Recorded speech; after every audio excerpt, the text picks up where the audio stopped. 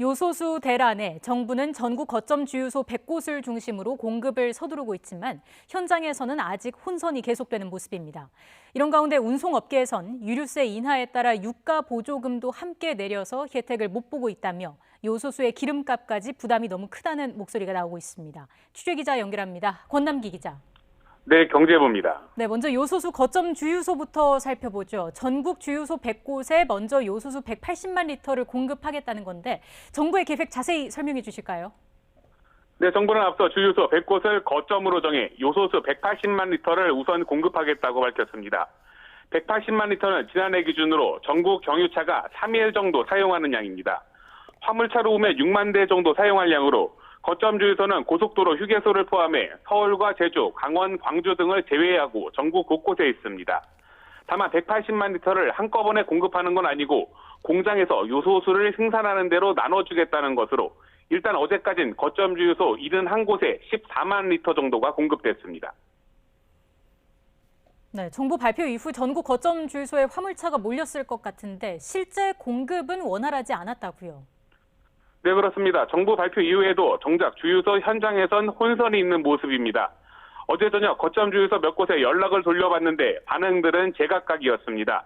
2,000리터 들어왔는데 다 팔리고 거의 없다는 곳부터 오늘 준다고 얘기를 들었는데 안 왔다는 주유소도 있었고 또 어떤 곳은 온다는 연락조차 못 받았다고 답했습니다.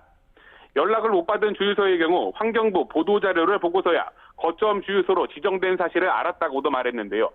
여기에 더해 운전자 입장에선 어느 주유소에 요소수 재고가 얼마나 있는지 정확히 알지 못하니 더욱더 답답할 수밖에 없습니다. 자, 그리고 최근 유류세 인하를 두고도 화물차 운전자들의 불만이 나온다고 하더라고요. 유류세를 내리면서 보조금도 같이 내려서 혜택이 전혀 없다고요. 네, 정부는 유류세를 내리면서 화물차나 버스, 택시 중에 주던 유가 보조금도 함께 내렸습니다. 업계에선 유류세 인하에도 보조금도 그만큼 깎으니 이익은커녕 오히려 손해라는 반응이 나오는데요.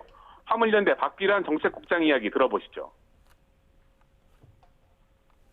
기름값은 유류세 인하만큼 떨어지지 않았는데 유가 보조금은 먼저 떨어지는 방식으로 현장에서 작용하기 때문에 그 시차만큼 손해를 보게 되고요.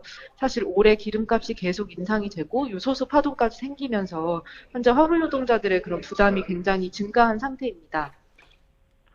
네, 이런 지적에도 국토교통부는 애초 유가 보조금 제도가 현재 유류세와 연동돼 같이 오르거나 같이 내리기 때문에 어쩔 수 없다는 입장입니다.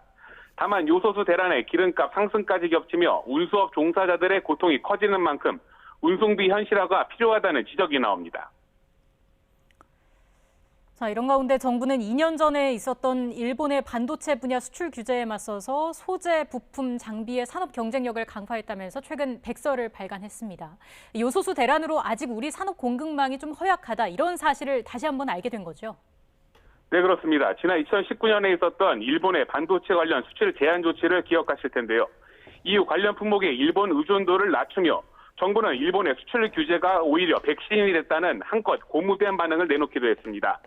하지만 최근에 요소수 사태로 여전히 허약한 산업계 공급 구조가 여실히 드러났습니다. 여기에다 이번에 문제가 된 요소는 물론 반도체와 철강, 2차 전지 등을 만드는 데 쓰이는 필수 소재 대부분도 중국의 수입을 의존하고 있는데요. 이렇게 특정 국가 쏠림 현상이 뚜렷한 수입품이 4,000개에 달하면서 대책 마련이 시급하다는 지적이 나옵니다. 지금까지 경제부에서 전해드렸습니다.